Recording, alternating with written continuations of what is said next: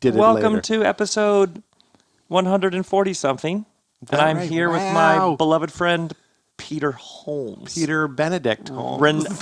Is it Benedict your real name? Yeah. I'm Robert Holmes Bell. This is Peter Benedict Holmes. 2 letters towards Bell. Right. Give or take a few. And Plus, Pete and I are beloved so many. friends, and I'm sure you already know Pete. Pete is a world-renowned comic, a podcaster of the highest order, and the writer, executive producer, boss, star of the hit Trying to see if you're HBO show Crashing. Yes. And he's now in the back house, where he's been often. I've been here many times. I've watched your wonderful daughter climb those There's silks. no 7-year-old girl on the silks other than that. And I was in this garage. What do you call it, a garage? Back house? Back house? It's certainly not a garage, but you know what I mean. Yes. We call our back I'm house assuming a it garage. was a garage in 1940 or something. And then somebody I'm sure was it like, was. Or, yes, some sort of bomb we need shelter. to turn this into back houses for podcasts in the future. I know. I was in this. I've watched Violet climb, and I was with, you say your children's names, right? I do, yes. Okay. Sometimes I think about you, man, because you're spiritual famous, which gets some kooks. What is that? Oh. I was just thinking about the different types of fame on the way in, and I was like, Rob, is famous, but your fan base certainly could have a fervor to them. You know what I mean? Like, I don't sit around wondering if people are going to look up where I live. On my podcast, I'm like, I'm walking around Los Feliz, and everybody knows. But I'm always worried about you, not because of anything you've ever said, done, or acted. Done or acted, pretended to do. You see what I'm saying? And not to say that your fans are nuts or anything, but I feel like when you talk about matters of the soul, there's more potential for someone to be like, I don't know. Who knows? Weird. Oh, yeah. Yeah. But these RobCast people, they're they're good. They're a good group. Oh, these are good people. All that to say, I was also in here with Preston when I was practicing "Come As You Are" by Nirvana, and because I was trying to think of something we could jam on and play these drums, and he could do it, but he wasn't. Oh yeah, this was a while ago. Right. And this little time later, your amazing son, we went and saw him play in Fringe. 2 nights ago or something? 2 nights ago.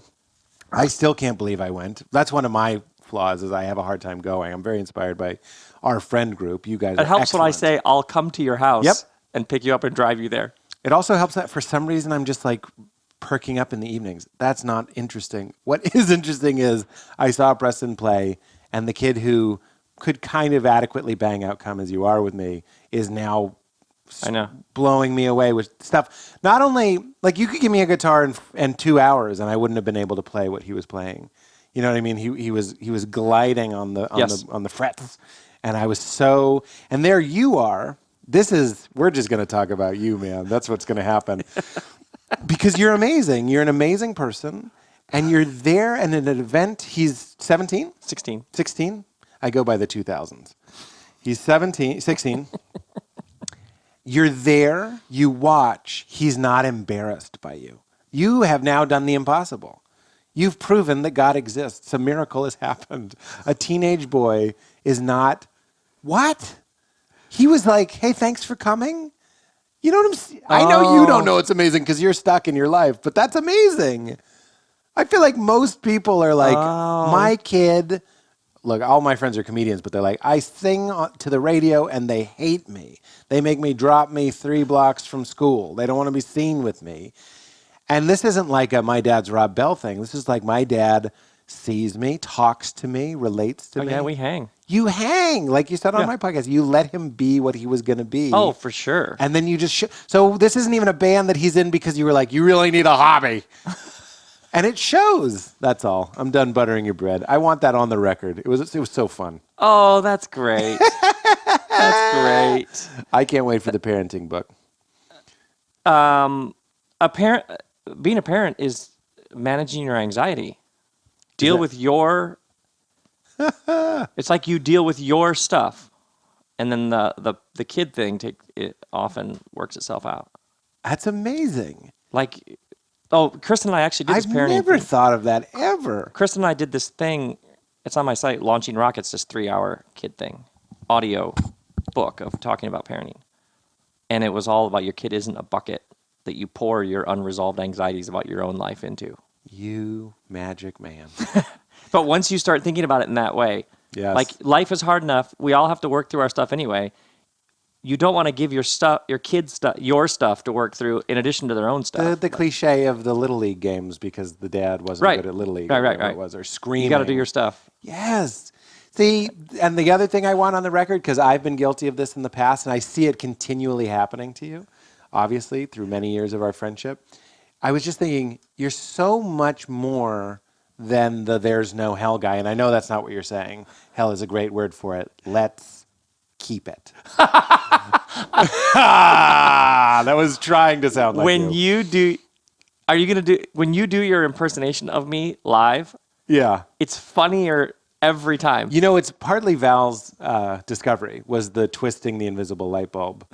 Because you're just trying to, you're giving expression to a point, and it feels right to screw in a light bulb that no one can see. But when you slow down with those pauses, I always have a moment where I'm like, do I sound like that? I know. Because Pete Holmes' impersonation, it could be way over the top, or maybe it's totally accurate.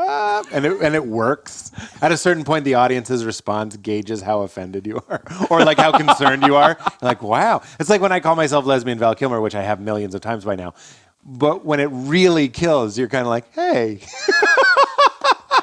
Am I so unchiseled? Am I getting closer to the truth or farther? Yes. Oh, okay. So what were we saying? Oh, I wanted to say. Apparently you had opening remarks. I do have opening. Well, because we came to your house, and just like when I do my own podcast, I just thought about you on the way over. Oh. As if you were my guest. So forgive me. I'm going to let you host. Just let me say this, please. You're just so much more than the there's no hell guy, which is what they call you. It's not what you are. You know what I'm saying? Huh. You're not even the guy that puts all the weird beads on the necklace, like we were saying, and then goes, look, these two things connect. You really are somebody that, and I just can't say it enough, you embody something that is so much more than words and cute interpretations of things or relieving our anxiety. Oh, all the people afraid of hell. And in comes Rob going, don't worry, it's going to be fine. And we all go, thanks, Rob, and we buy your book. It's just, what a fucking waste. You know what I mean? Like, you walked by the house and you liked the gate because it said there's no hell, or it calmed your fears about hell. And then you kept walking. Go in the house, dum-dum. And it's not just to be titillated intellectually and inspired. And you make me want to paddleboard and surf and get in the sun and be kind to my children that aren't born yet, but you understand. I haven't known anybody in my life. You're the real thing, and I can't. And it's not something that I'm going to tell some anecdote about because it's something nonverbal and it's beautiful and it's inspiring. Oh, and I'm honored to be on your podcast. That is inspiring to me to no end. What else are we going to do? Well, I was thinking that, Pete should come over and we should do an episode because I'd love to interview you about your new show. Yeah. But I was like, I know that we'll just start talking and 15 minutes in, I'll be like, that's right. I actually had something planned for this episode. I would love to talk about, last time I did your podcast, I remember leaving. I was like, I talked too much. I am going to be a guest. No, it is all about you talking though. Oh, okay. That's my guest. Okay. I actually, when I interview somebody, to me, I want to introduce, or if the RobCast friends have met this person before, it is about them. Like I want. I know what you mean, but last time I did your podcast, I preached. I was manic. And I love being manic. It's not like I loved it. I shouldn't have said those things. I love being manic. I wish I were manic all the time. And I don't even. This is not manic? Oh, I am manic right now. Oh, okay. Yeah. But it's good. Manic, maybe I shouldn't use a medical term. It just means I got the right sleep. I wrote this morning. I went on a hike. Yeah, when you're not talking sunlight. about this, you're not using that word in a. And by the way, I'm going to be in a deep hole later. It's not like keep away from me later. It's just there's normal and then there's manic. It could just be inspired or alive. Yeah. It's how we felt when we were surfing. That's why we'd always get into good talks because you're in the water. I love being in the water. I love being in the sun. Man. And that's why you talk that good stuff. Man. Okay, so. Yes. So I want to talk about the show, and I want to begin, because I also think it's fascinating how things get made. Because what I've noticed is whatever the thing is we're talking about, at some level, there's creativity, then there's creation. I love to talk about creation as we're making the world. And what's endlessly interesting to me is how if you go just a couple layers deep on whatever somebody is doing and making and being in the world, you end up with all these connections. So the accountant and the baker and the TV show maker, if you just go a couple clicks down, you bump into all the same things. Which is why it's so intoxicating when I'm like, Rob, you try and explain an idea that gave you chills. I try and explain a dick joke that made me laugh. Those are closer, but I've noticed what's interesting to me is the farther away things look on the surface. So I was thinking about watching you make the show, which is now tomorrow night. The finale of season 1. We're there. I know. We're going to get to that. Yeah. So HBO, the show crashing, and I remember we were surfing 2 years ago, 2.5 years ago, 3 years ago, and you said, I have an idea for a show. Your talk show was over, and you were like, I'm trying to think what to do next. And I remember, and I was thinking my audience, I think, would love to follow how something goes from I have an idea to an HBO show that's now been renewed. Congratulations for a second season. I really appreciate it. That would just be interesting. And it also struck me because between your house and mine are 100 billboards for TV shows on networks we've never heard of. Yes. But I also thought about, we just live in the center of TV world. But for many people, how something gets made, you're not surrounded by TV world. You don't drive by lots and go, oh, that's where they put the spaceship. Yes, that's why studios are so big, because that's where the dinosaurs are. Right. And so sometimes there are things where you're like, oh yeah, I assume everybody knows how this works, but it's actually very, very interesting. Right. So I remember I think we were in the water, and you said, I have this idea for a show in which I'm starting out. I'm post-divorce, and I'm starting out as a comedian, and I sleep on different people's couches. Right. Was that the extent? Where did you get the idea? Well, I'm just excited about this answer because I know I have a prediction which part you're going to enjoy. Just a crazy person. Well, it came because I pitched a sketch show. The talk show was canceled. Then I was like, I'm going to pitch a sketch show. Me and my friend Oren. You've met Oren Brimmer. And Oren and I were like, we like doing silly sketches, like the Batman sketches that I've done and stuff. I was like, that's so fun. They really are. They're these little small plates, and you get to be a guy for a day, and it's really fun. So we were like, that's fun. And okay, how will we be different from Inside Amy Schumer or Key and Peele and all these other ideas that they have? We're like, we'll be the zeitgeist guys. We'll make fun of the movies that are out. We'll make fun. And that's still a fine idea. So we go to Comedy Central, and I love. Nobody's a heel in the story, by the way. Like, they're all great people, and I was so happy to meet with them. But in the small talk, they mentioned, there's 15 minutes of like, how are you? And then you get to the pitching. So there's 15 minutes, and in the 15 minutes, Kent, the president of Comedy Central, who I love, he's a dear friend, was like, one thing's for sure, we don't need any more fucking sketch shows or something, like he just kind of like made a joke. And you're getting ready to unleash this pitch for a compelling sketch show. If we were making a movie, we would have like poster board, like thick foam poster board that has like the Pete Holmes sketch show, and like we right just behind your chair. Yes, exactly. That's how we tell it visually. We just show the card behind me, and we cut out of the scene. But it wasn't that. It was just an idea. It was just when casual. He said that, what did you? Did you say, oh, well, then we probably should end this meeting now? No, that would be so cool if I was like, well, shit, man, then we came here to. I'm out of here. And that is one of the plays. There's nothing to lose. Everybody benefits from honesty. You don't have to mask what you're feeling, even if you might be a little embarrassed. And I could have done that, but instead, I think we just kind of naturally turned the meeting, which was set generally, into a non-pitch meeting. We were just like, well, we just wanted to touch base and all that sort of stuff, if that makes sense. Because they didn't know, like, well, where was the pitch? Because we didn't tell them necessarily we were going to pitch. But then I get in the car. The reason I mentioned that is to mention this, is I get in my car, and I'm just, like, frustrated. Like, I'm really, the talk show is so fun. And like I said, it puts you in coyote mode. You're lean and mean, and, like, curling up by the fire doesn't make sense. You want raw blood. And I remember visiting the talk show when you had done. It was a week you were doing 9 episodes in 1 week, and another studio audience had come in, and just watching you and this whole thing is like there's like 1,000 cords plugged into you. Yeah. Like total coyote mode. And there were a lot giving to me, which was great. It wasn't just draining. It was very energizing. But it was, man. But it's like astronauts coming home from space don't just go to Target the next day. They stay in a special NASA apartment underground. Did you know that? No. To ground them back to the electromagnetic pulse and field of the Earth.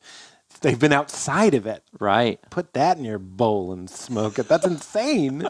So when they come back, this is the example we always give is the Bono, when he comes home from tour, he just has a crash pad. Stay in a hotel. Mm-hmm. Yeah, you can't go home. Are you crazy? Do you know how much, and I know you can relate, how much effort, my personal effort, is spent by my choice to be a normal person for Valerie? Oh yeah. And that's not to say stop being amazing. We have fun and we're silly and we laugh, but I want to be able to play the piano with her and take a nap and go for a walk. I don't want to just be the numbers came in for the series or whatever. You can't. No one wants to live with a coyote. That's why they're outside. Have I ever run my architecture theory of foyers and narthexes through the emotional thing? We talked about this before. We have, but about how there's there's the street, which is public space, where you're known and seen and all that. And then there is private space, your living room, place where you, make your breakfast, which is nobody's watching you, private. And that good architecture creates this space, like the front stoop of a house, like that coat room, that is neither fully public space or fully private. It's this, it's the space that is in between those two, because you need that, which is why a trailer, like a mobile home, can be so unnerving. It's because it's just you open a door and you're in the people's most private space, and there's this thin little wall, then you're in total public space. Right. And that when I began to realize with my work that I would go speak or something and you talk to all these people and you're just jacked up with the juice, and then you go home and you're like peanut butter and sandwiches and the dog needs to be walked, and when I was studying architecture and realized, I need to think about what is the third space in between that really public stuff and the private stuff. Yeah, what was it? Well, some people it's the commute, the car. We talked on the phone yesterday. Yeah. Sometimes the commute is what my commute. It's your work to home is this space in between. That's what Richard Rohr said on my podcast. He goes a lot of men have dedicated their cars as their holy space. They're holy. They're holy of holies. Huh?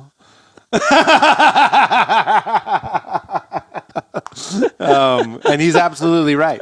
That's why. Do you remember one time we were at a party and there was somebody there and they complained about the traffic? And I just remember you and I having a laugh.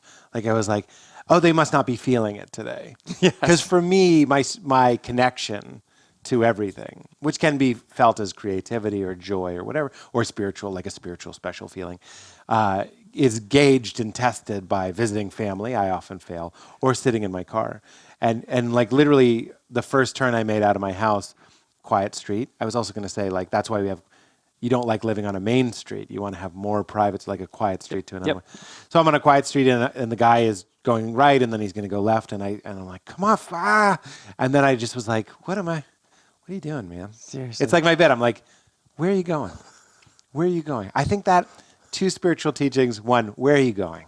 The Lao Tzu thing, I'm paraphrasing. It's like a holy man is not intent on arriving. Get that That's strong. in your head. Hit that so good. Hit it so good. Hit it so good. And I forget what the other one was. What were we talking about? It doesn't matter. Well, we'll come back to it. Okay, so I'm frustrated. But let's go back to the show. The talk show gets canceled. But here's the part that I thought you were going to like. Yeah. Is I'm in the car, right? And I'm frustrated. And then I go, well, my friend Mike Birbiglia and friends like you are like, what is really the story, right? And I don't want to make it sound like I'm making, Hamlet or something. But I'm like, what is my story? Mm-hmm. Sometimes people are like, are you tired of talking about your divorce? And I'm like, yeah, I'm the first one, man. You only hear me every 50th time I talk about it. I'm there every 50 times. So of course I get tired of it. But for better or worse, that's my story. That's what happened to me, and that's my inciting incident. So I'm sitting in the car and I'm like, Mike Birbiglia and people like you are like, what is the real juice? What can you tell me better than the next 5,000 comedians? I'm like, well, I can tell you what it's like to be a kid who was raised evangelical, really took to it, thought he was going to be a pastor, and then his wife leaves him for another guy when he's 28. So that was the idea. But what is that idea? This is the part. This is the turn of the screw. That's a screw in the wall. And you go, oh, you could hang something on that screw. And you're like, I don't want to hang something. I want it to tighten and hold the wall. I want to do something big with it. And the tightening of the screw was going, well, when I got divorced, I had no money really and nowhere to live because, your wife is, doing what she does in your bed. So you're like, I'm going to get out of here. And then I had the thought, I was like, well, every episode Pete would stay on the couch of a different comedian because that's metaphorically true. They rescued me. Some of them literally did put me up. And I was like, that's when you rotate the diamond a little bit and you go, oh, that's how it catches the light. And now it's a TV show. It's not a movie. It's not a one-man show. It's not a book. It's not a comic book. There's a lot. It's not an album. Mm-hmm. It's a TV show. And then you're like, okay. And then in that moment I go, well, who does? And later it dawned on me, why is Judd the right person for it? I instinctually felt that he was. And I was very clear to be like, it's not because he can open doors. That's gross. Is there anything grosser? Let's pause. Judd Apatow. Yeah. Writer, director, producer. 40-year-old virgin. Knocked Up. Talladega Nights. He's a producer. Bridesmaids. This is 40. Bridesmaids. Girls. Love. Freaks and Geeks. Larry Sanders. That list. The guy. So Anchorman. Something to do with Anchorman? Anchorman, yeah. Yeah. Everything that you love in comedy has one thing in common. And not finally. He has made you laugh in the past decade. In fact. And by you, I mean everybody. He made me laugh during my real life divorce. When I was watching, This Is 40. Nope, sorry, Knocked Up. When I was watching Knocked Up, there's a scene, Paul Rudd, movie Judd. His name is Pete. Weird. And no, I'm not one of those guys. I'm not like out of my mind that I'm like, but I'm telling you, a guy named Pete, me, watched a movie starring a guy named Pete, who represents Judd basically in those movies, who later I would work with. You say, we don't have to be stoned to get that. That's kind of neat. And I'm sitting there with my wife, and Ben Stone, who played Seth Rogen's character, says, and I'm sitting with wife, he goes, why are you mad at this guy? This guy's the best. He's the funniest. What could your problem be with this guy?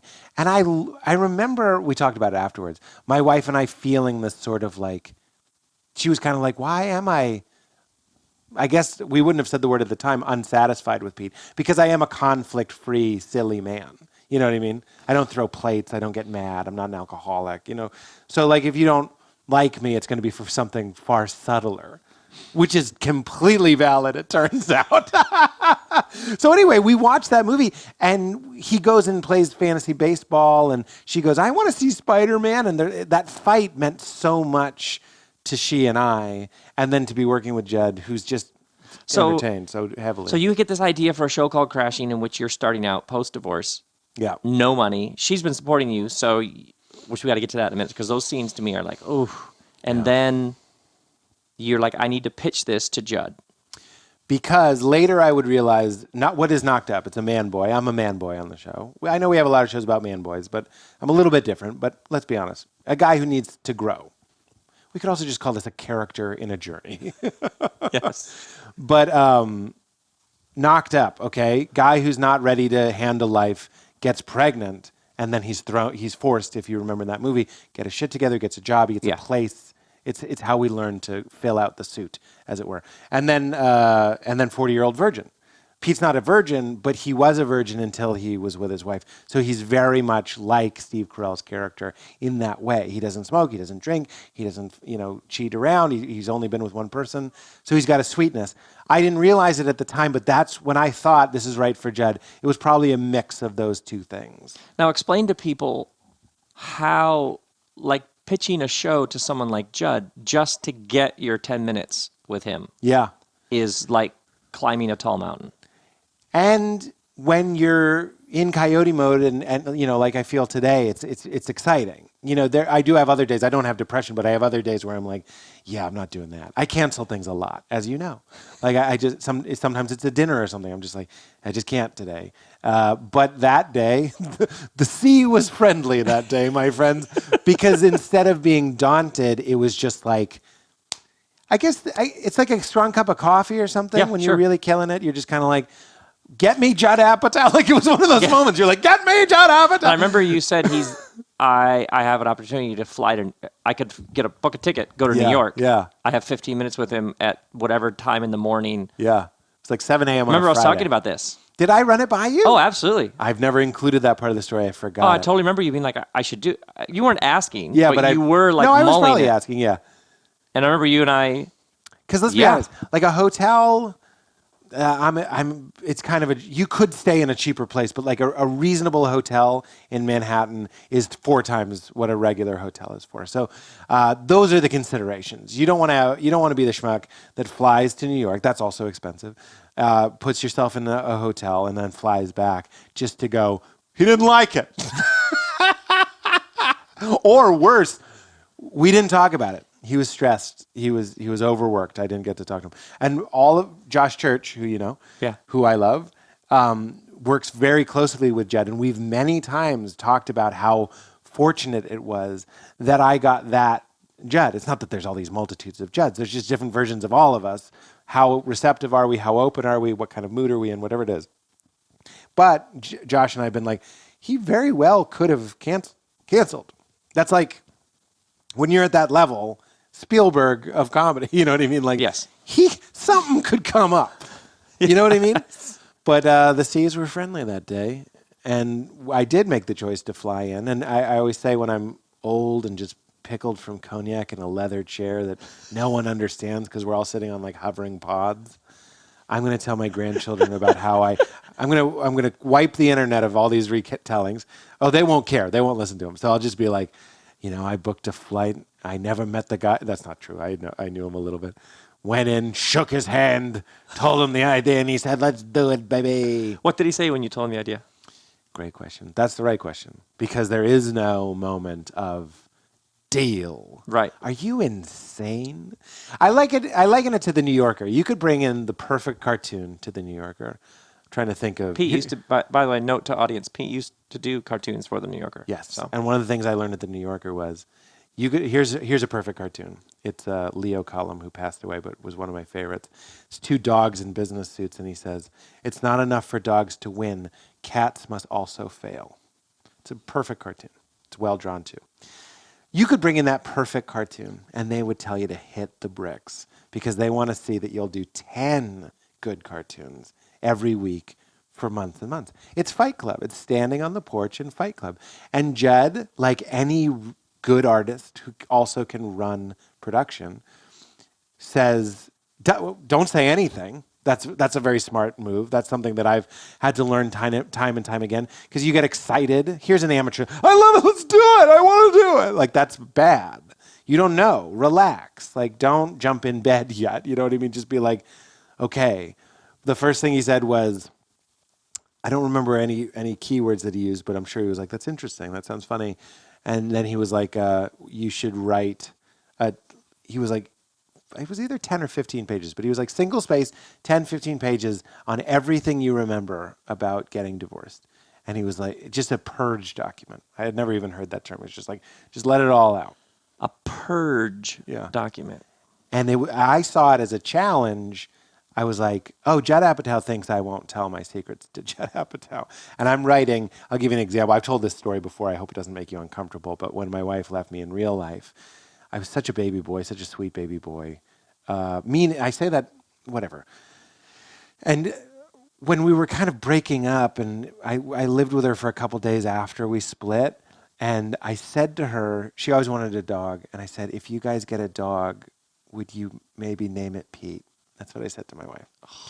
That is one of the most humiliating. I'm over it now. I don't feel anything as I tell you that story. Oh, but it's vulnerable, right? Oh, it's vulnerable. It's painful. It's adolescent. It's young. It's naive. It's innocent. It's gross. It's grotesque. It's misinformed. It's inappropriate. You know what I mean? It's not. It's strong. Like demeaning, but I can't. But it's hard to even get your. Yeah, it's demeaning to me. It's weak. It's like a weak thing to say. We like stories like Breaking Bad, where it's like, you fuck me, I fuck you. You know what I mean? This is like a you fucked me, and it's like, will you remember me? Oh. It's like the worst thing you can say. Yes. Put that in there. Put in stories about other stuff. I won't. That's not the point. The point is I was like, you want to pitch me a slow one?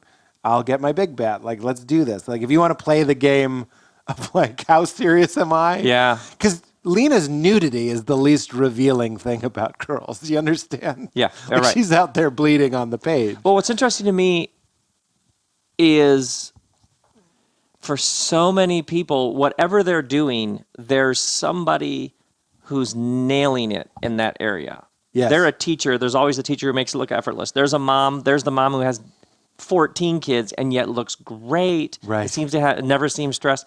But whenever you go into the origin story, you had this idea, you pitched it, you didn't get, that's awesome, Pete. For sure, we're going to make some episodes. You got, well, then let's do the next step. Right. And then after that, we'll do another next step. It's Miyagi saying, rake up the leaves. It really is. And I always thought that stuff was bullshit. And I always thought my parents saying that pair of shoes will mean more if you buy it, if you work for it and buy it. And I just thought they were wrong until I was about 28 and finally started like taking care of myself. And I was like, it's the equivalent of that. Yeah. So he wants me to rake his yard. And then in the process, I'll learn karate a little bit. And it's not even about whether or not he read it. I don't even know if he did. I love Purge Document because, well, for lots of reasons, but like even these episodes of this podcast, whatever I'm going to talk about, every single thing that's in me about that goes on in a notebook.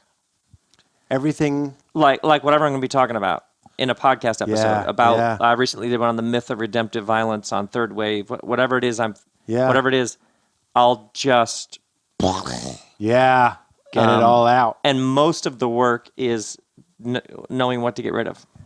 It's so funny because, as you know, I'm writing right now, and I Season don't even. 2? No, I was writing the book idea I have, and I'm struck with. I'm like, how did people do this longhand or on typewriters? Because for me, there's even happy accidents. It's like when they used to edit on film. Sometimes they'd put things together because they had to, and then they realize it's a brilliant cut. You're like, we were going to do a dissolve, but then we were just watching it, and pow, when it cuts to the sunrise like that, it made us cry. And that's the sort of mistake that happens. Anyway, my point is, when I cut a section of writing, of prose, and then the next one just works, I'm like, or I move it up one, I'm like, geez, Louise, this is exciting. So you do the Purge Document, then you and Judd are talking. And the show gradually, I remember you writing stuff and being like, everything I wrote, we sort of left behind. Well, and you know what's funny is that's what we're doing in ways for the second season, but it doesn't faze me at all anymore. Yeah. I often think about it like how you have like brilliant people, and sometimes brilliant people don't understand. And I'm talking about Judd, by the way. It's not clear with me. I could have been talking about myself. Like, what an asshole. I mean, Judd. Sometimes people don't understand. You're like, oh, sometimes we get together, and none of this is true, by the way. Sometimes we get together and we just make sandwiches, and sometimes we get together and it shows up. It's glorious. We should make a tabernacle here.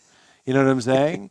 And I like the way that Judd works, and one of the ways that Judd works is he thinks all writing is good writing, and he thinks it's already happened this season that I've written an entire script, just kind of in a fit of inspiration, and then we put it aside. And just like me telling you the dog story, I don't have any feelings about that.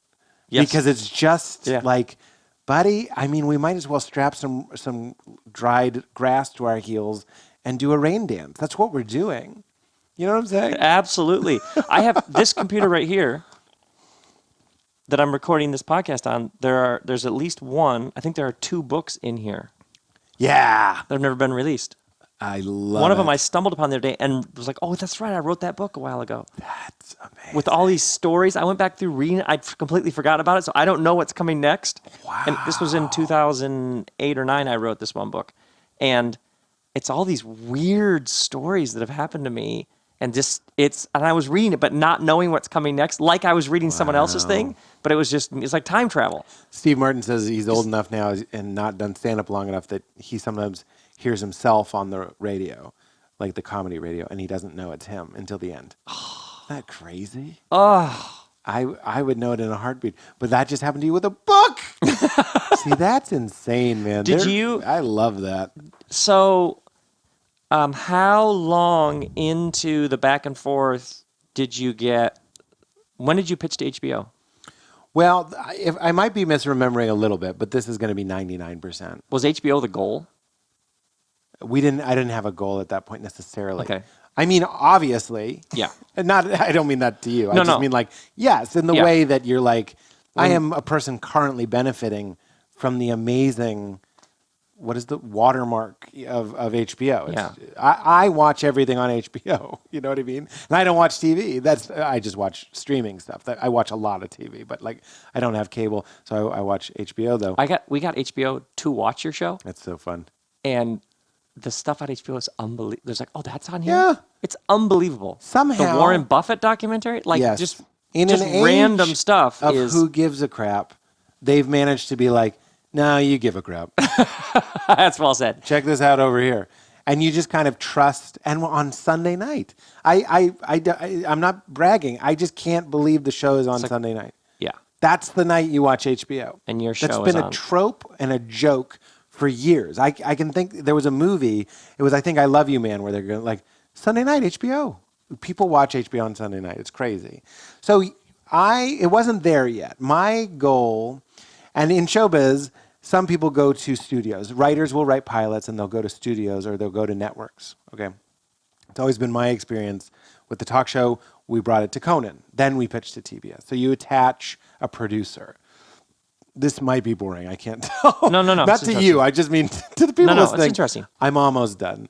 My belief is you get the talent, which would be myself, meaning the person that's going to be in it, and then you get the producer, and then you shop it to networks. So it's much easier for them to picture it. Yes. Because then you go in and you're like, it's a Judd show. Okay. Girls, like love. Okay. And then you go, and it's a Pete thing. Oh, like Pete. Oh, Pete. Instead of, sometimes writers go in and go, it's called Table for One. It's a guy who owns a restaurant, but he's in love with the woman who runs the bakery. You know what I mean? And then they have to say, picture a Pete Holmes type. They wouldn't, but they'd say like, picture a, whatever, George Clooney type. And you're pitching an idea, and you're making the person you're pitching the idea to work so hard. You're making them paint their own painting. Yeah. You're going like, and a lot of people make a lot of money and have far nicer houses than you and I doing that. You know what I mean? Like, right. So it does work from time to time. Our friend, Carlton, does that, I'm sure. He does all kinds. I mean, he's kind of one of the guys that he's like the Judd guy that you bring in. Yeah. But anyway, I'm sure in his career he's done that. Long way to say, I was just talking about the psychologies that we're stuck in. I collect fathers, and Judd knows this is not weird. Everybody knows this. And I benefit from a male who I respect deeply, who, not by virtue of his personality, virtue of his schedule, is hard to get the attention of, kind of like my father. And then I'm like, well, I'll show you how good I am at Little League now. You know what I mean? Mm-hmm. And that's fine. Like, I wasn't good. I love my father. I'm not doing this there's nothing negative about this. It's leaning into your dysfunction and saying, okay, here's my comedy, one of my comedy father figure type people, a hero. It might be less uncomfortable to say, here's a hero. I'm going to impress this hero. So he says, do a purged argument. There's a couple parts of the story that are a little... How long was the purged document you produced? It was like 15 pages or whatever. And I sent it to him within 2 days, for sure. Maybe the next day. Here's another little tidbit. Also, Judd was telling me stand-up. He was getting back into stand-up at the time, which is very fortuitous because I was pitching him a show about stand-up. I mean, that makes a huge difference. The timing of it is the sort of thing you want to think about, but also don't think about because it'll trip you out how lucky you were and how unlucky you could have been. But so anyway, he was talking about jokes. He loves talking about jokes. I love talking about jokes. We're talking about jokes. He's telling me a story. He's like, do you think that would work? And stand up, and I'm like, yeah, I think that's very funny. And then in the cab the next morning, I'm flying to the airport. On my phone, I emailed him, because now I have his email. I emailed him, we call them tags. It's if you know what a tag is. You tell a joke, and you go... beat, laugh. The tag is post first beat, laugh. Yeah. You add another line. It's a way of punching something up. Mm-hmm. You know what I mean? So, like... He would say, I came out of the bathroom and there was steam everywhere. And I would say, like Bono coming out for an encore. That's not a tag, but that's someone punching it up. So anyway, I sent him a document, I could look it up actually, that has like pitches for jokes. And I know it sounds like I'm kind of the teacher's pet in this situation, but it didn't feel like ass kissing. It felt like me going, and I've never been more right that I'm like, Judd, meaning that Judd and I are similar types of people. And I was like, I think I see him in there, and I think he'll like this. And it could have gone the other way. Believe me, I know some producers that if you emailed them, they'd be like, get the fuck out of here. What are you doing? He wrote back, this is the nicest thing anyone's ever done for me. Of course, he's joking, but it was like, hey, thanks. He never did those jokes. That's not the point. He didn't read the Purge document. He didn't do the jokes. But there's just this little, like, you know, like the two sides of East Egg in Great Gatsby. The lights are shining back and forth, except it's not romantic. So then he said, write a script. This is the part you might be familiar with. He was like, write a pilot. And then I wrote a pilot in 2 days. There's a funny punchline to how I brag about how quickly I write, by the way. Well, I also remember, we'll get to that, but I remember at one point you were like, I'm on the 12th draft of the first episode. And that's how, like, if you're a guy, Paul Rust is the same way in my understanding from what I know. If you're a guy, I know for a fact Lena is, just from the lore I've heard of Lena. If you're somebody who likes to write, can speed write, enjoys writing, feels that frequency coming through you and you get a charge out of it, like I know you do, you'll do well with Judd. If you can throw a script away that you were proud of, and you'll that, do to well. me, the number of people I meet who will come up afterwards or something will be like, I'm just thinking about writing. Yeah. Don't think about writing. Yeah. Please don't think about writing. Just write. Yeah. And just write just crap. Just shovel on awfulness. Yeah. And then write another one. And then write another one. And you cannot ever get precious about your material. Buddy, like you have to be so liberal with the delete button. If you attach it like it's your little puppy that you're going to like raise, you have to just be so willing to create a whole thing and then get rid of it. Well, where are you going, right? Yes. Where are you going? Why are you doing it? Rob wrote a book. Rob is an author. I'm talking to Rob right now. You wrote a book, and you have 2 books on this hard drive, and you could sell these books. Rubbish. You know, but you could. Yeah, probably.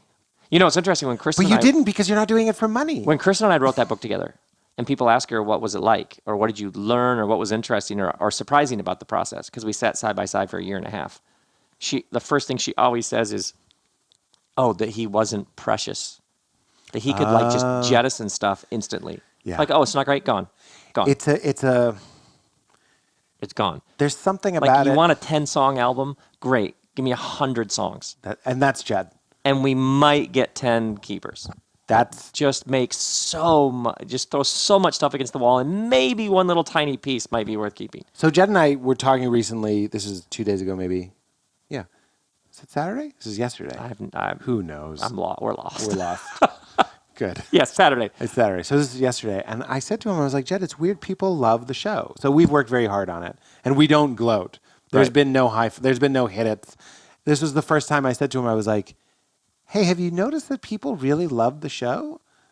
Because that's been my experience. And I know I'm the guy in the show. Yes. But it's also on Twitter. It's also the reviews. It's also all these things. And it's also just people having seen it. Like there's a lot of people going, hey, I saw it. And he's like, I know. It's so funny. What we did was we focused on what to take away so much that we never really saw what we left. And that's not to say our show is perfect or anything. Neither of us think it's perfect. We're learning as we go, obviously. Every show finds itself. That's fascinating. But he was like, that doesn't work. I know that doesn't work. But then it's not the transitive property, but one as of those opposed to what's awesome here, you went, what doesn't belong? What doesn't work. And eventually in you'll fact, get that's to. all we did. And it was insane. I know we're jumping forward, but in the edit, I would just be so like, that's garbage. Like I can see myself acting. I can see myself this. I can see myself that. It's not funny. It's not true.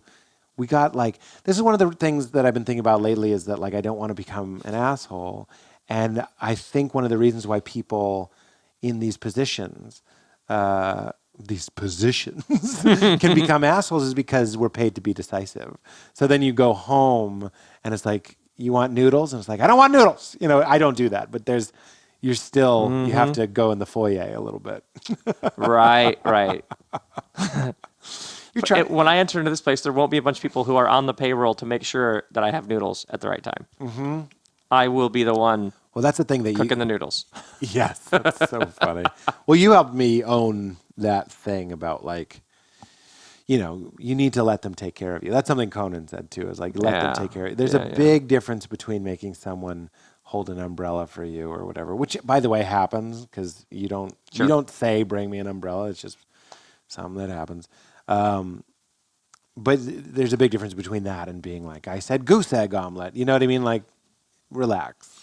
Like everyone just wants you fed and rested so we can make some rain.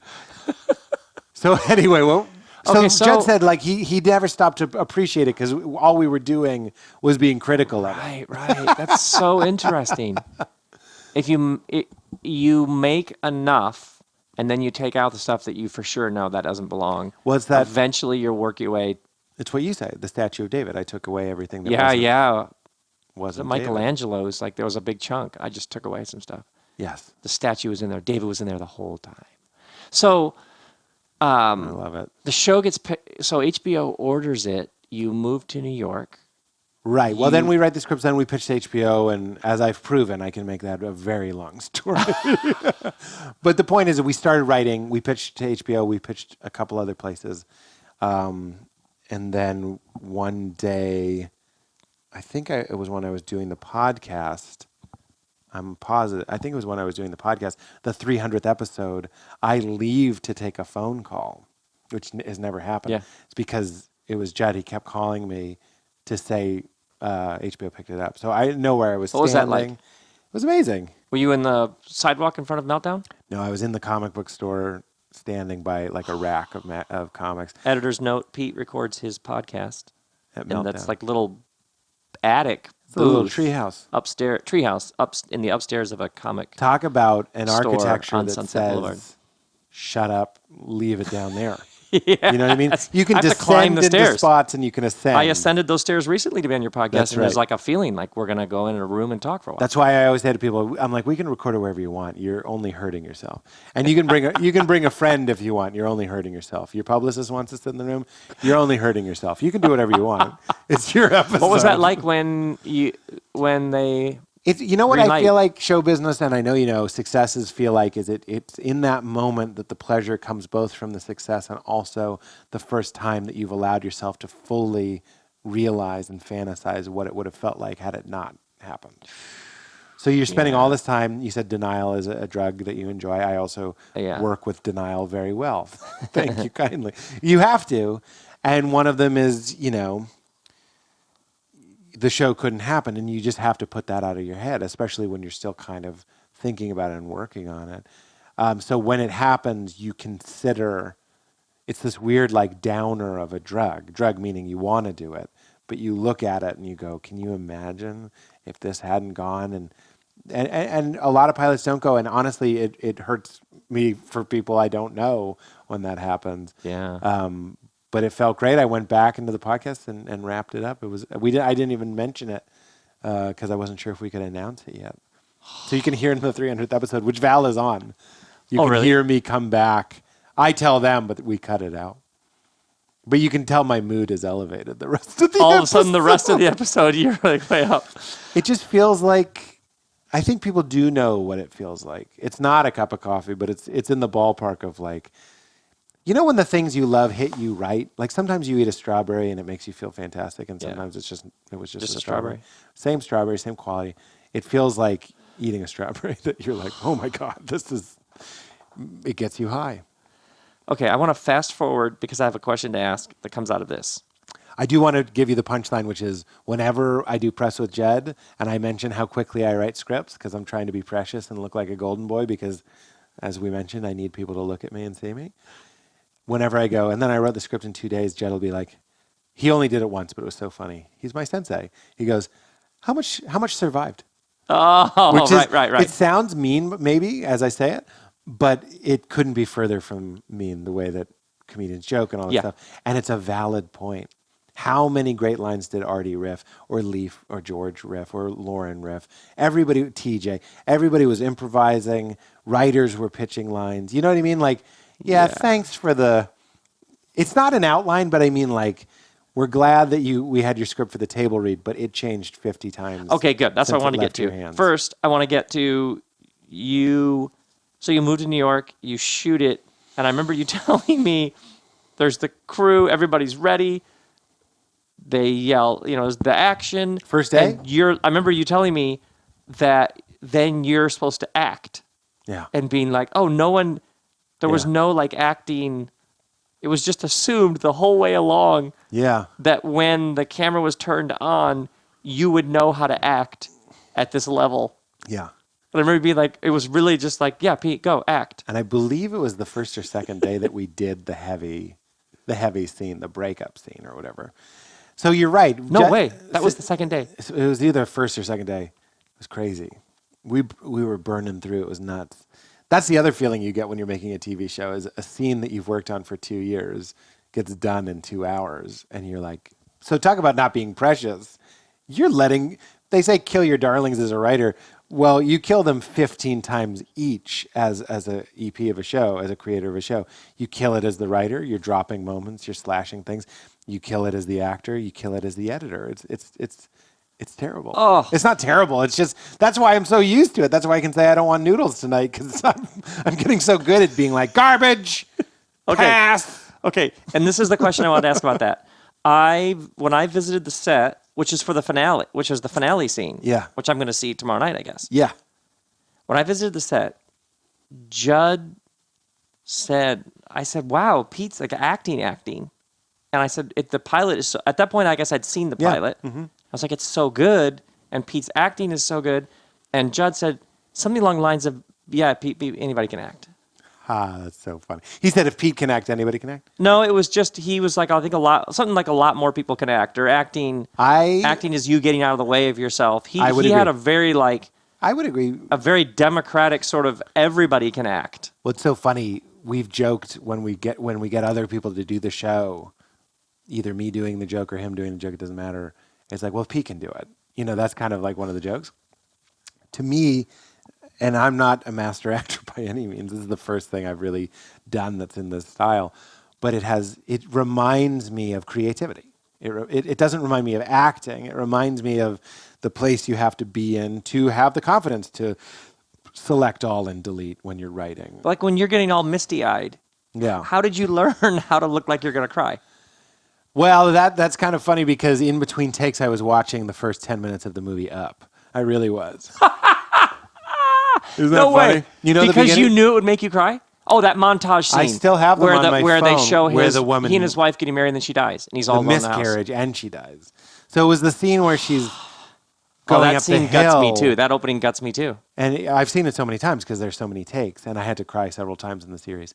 And it always works. I can make myself cry thinking about it. Does that make me an actor now? Because I can just think about it. So you're getting ready to shoot your first TV show or starring role. And I have my phone. And you need to cry. So you're like offset.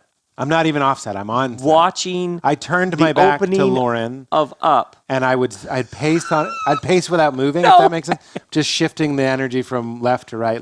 So I'm keeping my blood flowing, and I'm watching on my little phone the opening of Up because there's no audio to it.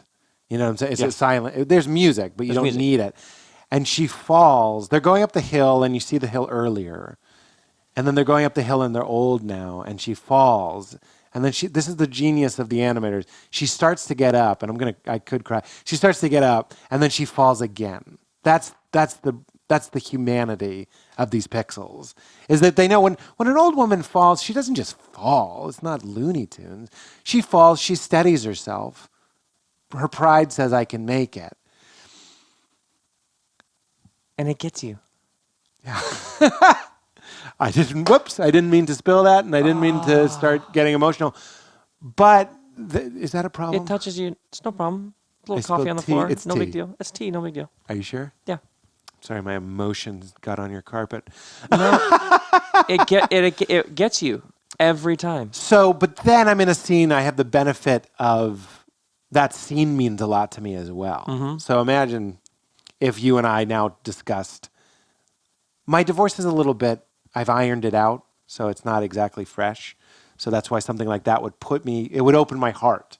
The other things I would watch, there was a Ram Dass thing, in the movie Fierce Grace, where a woman's boyfriend was murdered, and then she's a young woman, and then she visits Ram Dass, and she tells him, I'm just going to make myself cry 3 times because these are the things I do. Mm-hmm. She tells Ram Dass, I don't understand.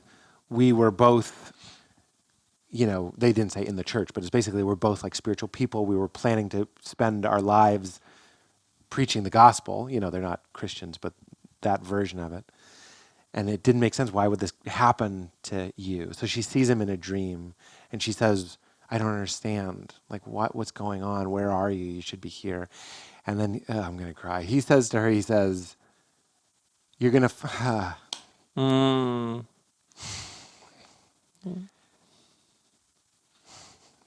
He says, you're going to fall in love with somebody else. And I'm going to be a part of that love. Oh. And Ram Dass, who's like, I don't know, at the time, 70, just starts weeping. Mm-hmm. No shame. I'm not ashamed. I'm just trying to keep it together. He's not trying to keep it together. So he cries in this way that feels like all of us crying at that. And I would watch that and it would make me cry. So you put that in How many times have you watched that? That one I would keep for the big... What's funny is keep that on tap for the big ones? I do have it on my phone in a folder called acting or something. These are my acting files. Oh, I have things that I watch and instantly will cry. Yeah. Instantly. But don't you, with those things, don't you feel like it's not then when I did the scene that I was thinking about Up. I was thinking about my wife leaving me. And not my wife. I was thinking about Lapkus leaving me. But because my heart opened considering Up or considering this real life loss. Yeah. And the third one I won't cry with this one, is Kate Winslet told her daughter, Kate Winslet growing up always felt bad about her body because she's curvy, and nobody ever made her feel good about it. So now she has a daughter, and they stand in their underwear and look in the mirror, and she says, aren't we lucky to have curves? And I'm just like, that is, there's just 3 things that make your heart open to the sun. Yes. And then when we do that, one of the reasons, I know you know this, one of the reasons we don't is because we can't go around crying every time we see a poor person without a home or whatever it is. It's what Ram Dass calls professionally warm. We have to be professionally warm like a hospice worker because you can't have your heart break every time. I have that. It's like this, I can't do it to survive in the world. That's right. It's like there's this valve, I have to turn it down or shut it off or I fall apart because I feel it and I feel it so deeply and I can't not feel it and then it just takes over and my heart's broken. And That's right. And next thing you know, you're doing nothing. Yeah. Except quietly absorbing. Thank you for sharing those, by the way. Well, I'm happy to share those more because those are the things that make my heart break more than it's the acting thing. I think that's probably why you enjoyed it as well. I think one of the reasons why people respond to the show is that right away in the first episode, we feel for Pete. It's interesting because when my thinking about the show is there's this Pete character. I know you, Pete, but there's a character, Pete. I lost you right away on the show. Oh, that's great. And it was so interesting to me that I know you and see you on a regular basis. You pop by, but then you're also on the TV as this character, Pete, somewhat living out some versions of those events that actually happened. But that Pete, right? Like people like Bo the other night was saying, Pete. The whole thing centers on the thing, Pete. The place is Pete. Oh, that's Bo Burnham. Yeah, that was a very fine compliment. Yeah, he was like, Pete. Seriously, I know the other comedians are funny and like it, but following you is following the Pete character. Isn't that interesting? It means a lot, and it's hard to talk about it because I do have an opinion about that, but it's also me. But the book Save the Cat. Have you heard about the book Save the Cat? Yes, but I don't know what it. I don't Save the Cat is very brief. In a movie, if you want to have the audience like a character, you'll see this all the time. Have them save a cat in the beginning. So it's a movie about Rob. When they make your documentary, they probably won't force one, but they'll probably include something that makes us endeared towards you. The example that the author uses in the book is that Al Pacino is arresting these guys at a sting. He's a cop, and then he finds one guy, and he's with his son, so he doesn't arrest him that day. And he goes, "Hey, catch you later." They don't even acknowledge that he's a criminal and that he's a cop. He lets him go. That's the save the cat moment. Yeah. So anyway, the science of likability is very interesting to me, and something that Artie kept saying was. So it's him, not me. I don't look at my own face this way. But he goes, "There's something about your face that I want to help you." He would improvise that a lot. He was just like, "I don't know what it is." But it's funny because I don't feel like that guy either, luckily, because I can talk about him, write for him, look at him. It is who I was basically when I was 28. But I'm like, wow. We talked about the difference between when you did my podcast 4 years ago and now. How crazy different it is now. Yeah. So even more so 10 years ago. And this takes me to what you were just saying. My other question I wanted to say, when I visited the set, you and Artie and George Bates, like all the main characters are there for this finale scene, which I won't give away. But then, and Judd was directing that. Yep. The baptism scene. Yep. Judd's directing that, and you do the scene. It's like 2 minutes. You do the script, and then he has a microphone on a loudspeaker, and he starts saying, "Say it slower. Look over there. Say this." And he just starts throwing things out, and then you do it again, faster, slower, turning around. Say George looks like a dirty Muppet. Yes. Yeah. Make fun of the music. Yeah. Ask him what and Pete, talk about how you want her back. Like, we would emotionally riff too. It wouldn't just be gags. Right. It'd be like, "George, he didn't say this, but it'd be like, 'George, I don't believe you. Fight for her.'" Like stuff like that. Yes, exactly. So, the one scene, I saw one that was like a 3-minute scene, but I think that they yelled cut like 15 minutes later. Yeah. So I know for many people, you watch a TV show, they're like, there must be a script. Everybody does their lines. Maybe then you do it from a different angle. Then you move on. But this was like, the lines were done, and then there was all this stuff that just happened. Tons and tons of stuff that and it was really funny. Yeah. And it got funnier. Yeah. Well, I'm pretty sure Judd starts with close-ups, which is not normal. Close-ups are what's called, forgive me, but it's called your coverage. So a lot of times in the first take of something, someone will be improvising, and another actor will say, "Save it for your coverage." Or a director will say, "Save it for your coverage." Because we're not going to use that great line of yours in the wide, which is typically what you shoot first. But Judd, I think, I'm not positive, but maybe once or twice, maybe all the time, I don't know. He starts on the close because we would riff, and then would do it in the wide at the end. And the wide would be kind of the bare bones kind of skeleton of what the scene is. So you get everybody while they're fresh. It's like the same reason why I record and write in the morning. Is because I so the first time... Don't let us get used to each other. Don't let the adrenaline of being on set and doing the scene for the first time Because you'll start to relax. Yes. And, I know how this goes, as opposed to everybody's like, what is the scene? Where does it go? What's he going to say? How am I going to respond? And you want to capture all that. And then it's a game of like, I'm going to impress. Like, it's not... When someone was like, "Letterman, what do you do for a living?" He was like, "I show off." That's what he said. He shows off. It was on Charlie Rose. Showing off. I show off. Let us show off. Performers, better or worse, let's lean into the psychology. They like to show off. Let them be funny with each other. Even if we ruin takes and laugh and go too far and say things that on film I had to be like, "I'm so sorry, I didn't mean that." Like make some horrible tragedy joke or something. And it's just like, "I'm trying everything I can, guys." You know what I mean? But you were there that day. I thought it was kind of serendipitous that you were there that day. I don't mind. It'll have aired by now, so it's a mild spoiler that people are getting baptized in the finale. And I'm not saying this to pander. I'm saying this or because it's like the RobCast. And I would say this. You understand? Yes.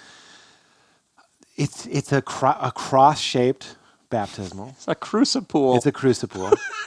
Which is a real thing. Which is a term I learned on the set. It's certainly not common, but it does exist. When I showed up, there was a guy holding an umbrella. Yeah. Yeah. And there's a giant pool made for this scene in the shape of a cross. There's 200 extras. Yeah. It's on the cliff overlooking the ocean. It was in a place that if we tried to rent it for our wedding, it would be like, that's our whole budget. You know what I mean? Yeah. You'd be screwed. But what I think is, we're talking about likability, right? Okay, so I have a face that you like, and I'm certainly sweet, and I certainly, there's a feeling, the character that you want to protect him, and I really like all that stuff. It wasn't done by design, but it's effective when I watch the show. I get excited that he gets a little win. But then there's also something going on where everyone, and this is a big Bobby B point, everyone wants to come home. That's me, by the way. Yeah, that's you. So good. Everybody wants to come home, right? So it's not just about which faith you are and all this stuff, or which rituals you do. Everybody shares a longing, the hum that you talk about. So I like that on this show that I'll be the first to tell you that it's dirty and there's whatever swears and sex or whatever you want to say. It ends in this way that it's three people trying to get inside, not just a cross, but to me the cross is the symbol of like, she says, I want to come home, let me come home. And then Leaf comes in the crucible. He's like, I want to go with you. Then Pete goes in and he's like, I want to go with you. Everybody's rushing to the water. You know what I mean? I might have interpreted that when I was younger as being like, they all need to be washed clean. They need to get rid of their sins. You know what I mean? They're dirty, get it off. Yeah. Now I'm like, they want water because water's good. Some talk about there are three major stories in the Bible. Tell me. They're all like strands that are woven together. One of the stories is forgiveness, the removal of sin, the cleansing, the forgiveness. One is, the second dominant story is liberation, freedom from whatever you're enslaved to. And the third is exile, the return home. And you'll notice, like you think about Jesus stories, they're moving in among these three big ideas. Yeah, they're all three. Yeah, the sense of cleansing and forgiveness and reconciliation, the sense of liberation and freedom. But the third one, which I think is really interesting, is like we don't live in a blood guilt culture. Like none of our friends this morning went down to the local temple and offered a goat. Right. So those were dominant images 2,000 years ago. We don't live in a culture that primarily thinks of things that way. But you talk to modern sophisticated people about, do you ever feel like you're far from home? And not in a geographic sense. Yeah. And that's it. Yeah. The and return home. It's one of those, and again, I'm not pandering. It's one of those unexpected grace things. The show is unexpected grace. The show is literally about feeding somebody in need and housing somebody in need. Yes. And then Janet Leahy, this producer for Mad Men, who is so wonderful. She did my podcast. She watched the show. She was like, Pete is the one who needs help, and he helps people. So there's something else going on. And I'm not saying it's touched by an angel, but why is he saving Artie from getting mugged in the pilot? He's hungry. He just slept on the train. Like, he just saw his wife getting sexed with again. Yes. You know what I'm saying? And he summons the courage to save Artie. That's not some cheap, what a good guy I am. It's just like, this guy is hardwired to try and help his friends.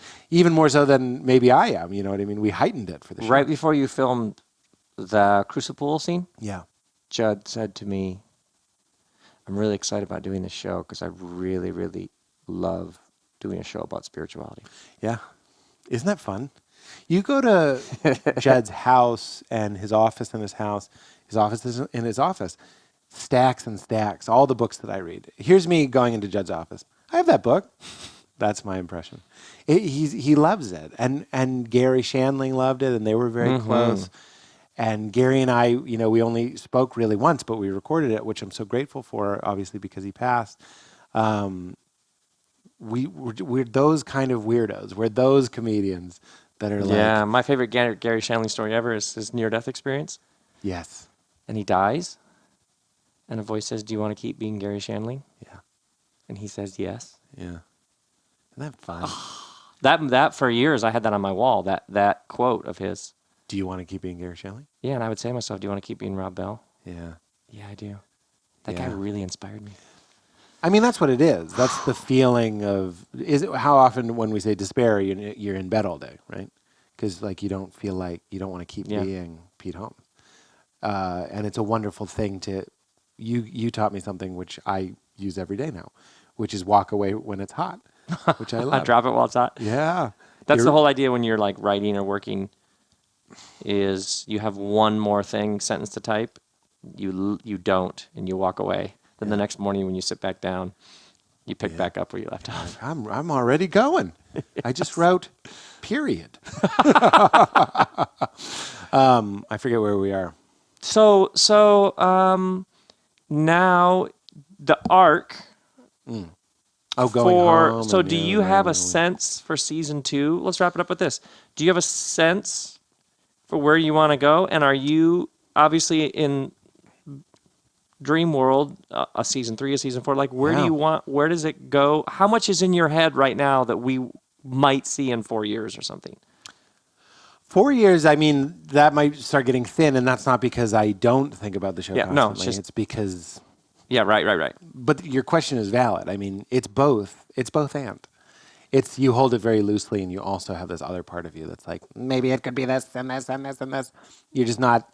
Do you know how season 2 ends? Oh yeah, for sure. Because Carlton sometimes, like I would say to Carlton, do you know how season 3 ends? He's like, oh yeah, I know the exact scene, and we're like reverse. So the whole thing is how do we get to that? Matt Weiner knew the last shot of Mad Men, which is 8 seasons, I believe. 7? He knew it early on. He knew it like season 3. He knew 5 seasons from now it'll end like that. So I don't have it mapped out that hard, but I do have it mapped out in certain ways. But the thing is like, it really is. We're not a blood guilt culture, but like I do feel like I bring not sacrifices, but the sacrifice of my time to Judd, and I go, when I sat alone and stared at the ceiling, I thought maybe Pete would do this. And then I have to be, and I'm grateful that I'm working with somebody who I really respect, that I can just be like, got it. You know, like I just drop things very quickly. Right. But, and with good reason and with good success. But anyway, I like to think that the first season is Pete in denial. He's trying to get back with his wife. He's trying to say no. You know what I mean? Who said no? Moses? Moses said no. Yeah. A lot of them said no. A lot of them said no. Jesus said, hey, can I say no? Right? Before the Gethsemane, right? I really don't want to drink this. Do I have to do this? Yeah. Nobody wants to go. Some other way? Yeah, nobody wants to go. Okay, so Val and even I were like just laughing about season that, 1, denial. Yeah. Season 1, denial. Season 2, acceptance. And then I would really like to play, oh boy, I'm not going to get started on this, but one of my favorite things, speaking of Moses, is Richard Rohr talking about breaking the first commandment. You got to break the first tablets. And then you come back with the new one. And that's when you see the face of God. And Moses gets 2 tablets. So if I have my way, and I'm happy to say it, you mean like it's not a spoiler, I would like to, in my life and in my book and in this show and in everything I do, I would like to shine a light on the beauty of losing your faith and the feeling of having something being broken. Yes. And changed and shattered and uncomfortable and cold and lonely, and that suffering that you go through where you miss it. I remember that Largo we did where I was like, I miss that, Jesus. And I really got very in that thought that it wasn't easy to go, I'm going to get all up in that. And I don't even mean just intellectually. I mean like really wrestling with it.